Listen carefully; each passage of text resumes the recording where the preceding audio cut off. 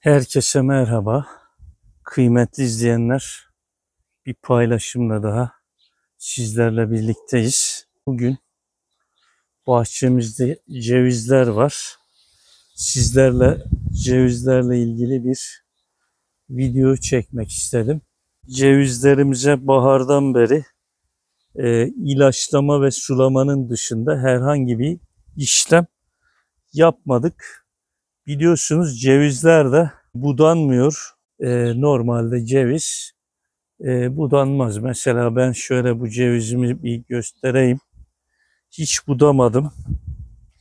Güzel de ceviz tutuyor. Yani şöyle iriliğini de göstereyim. Tabi konumuz budamada değil ama evet şöyle.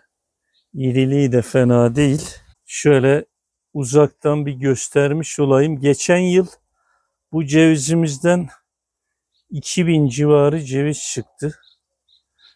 Verimi güzeldi. Yani iriliği de fena değildi. Bu sene çok irileşmedi cevizimiz. Yine iriliği de fena değil. Şöyle göstereyim. 2 sene önce çok çürümüştü. Yani çürük çoktu.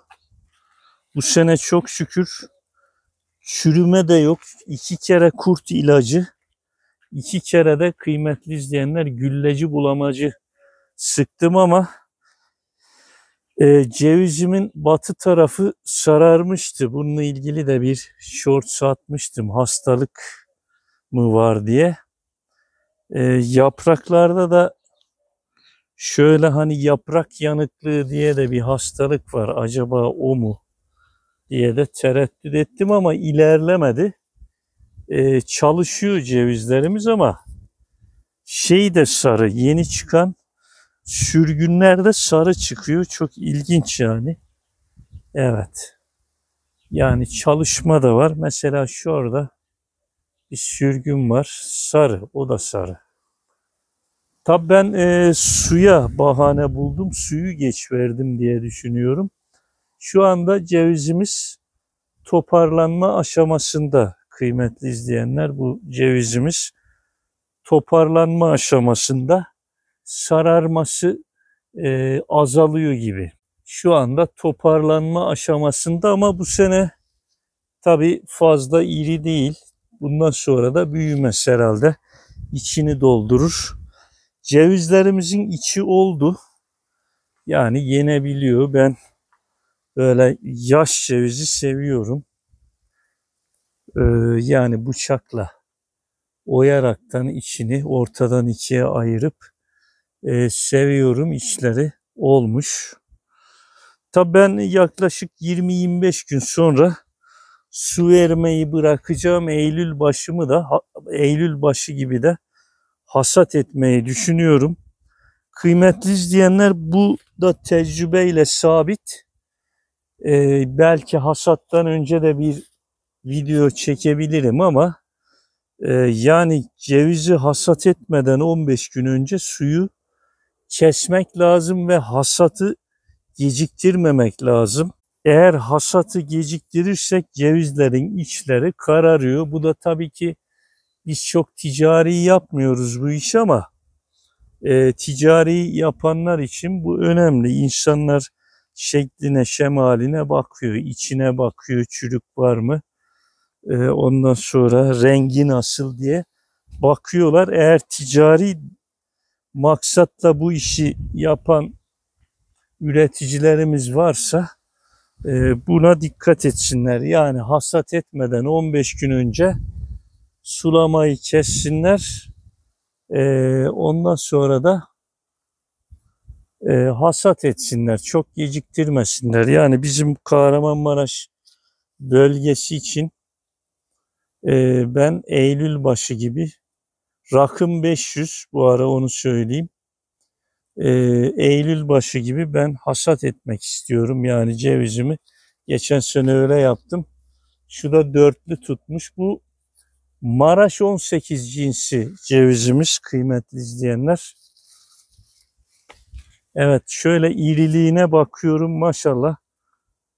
Kurtlanma da yok bu sene. Dibine de baktım, çok dökülmemiş. Evet, aradığımı buldum kıymetli izleyenler. Tabii şimdi bu odunsu tabaka oluştuğu için saptan girmeye çalışıyorlar kurtlar. Galiba burada da bir şey izi var. Birine girmiş galiba. Orada sap yerinden giriyorlar kurtlar. Normalde diğer yerlerinden giremiyorlar. Şuradan bir iki hamle yapmış galiba. Giremeyince buradan denemiş. Çünkü odunsu tabaka cevizlerde artık oluştu. Evet. 2 kere ilaçlama yaptığımı söyledim. Kurt ilacı 2 kere, 2 kere de gülleci bulamacı yani kükürt kireç karışımı ilaç sıktım. Tabii başka cevizlerimiz de var. Chetner var. Onları da bir göstereyim kısaca. Kıymetli izleyenler, bu da Chetner türü cevizimiz.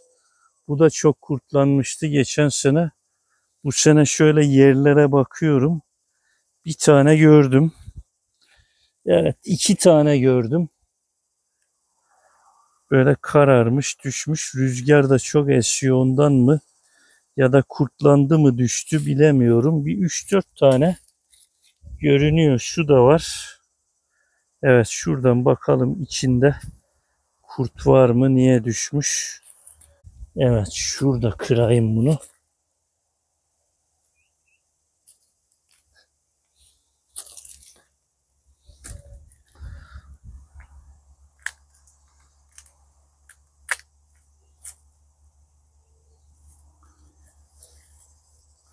Kıymetli izleyenler, tabii uç kısmından buradan kurt girmiş buna.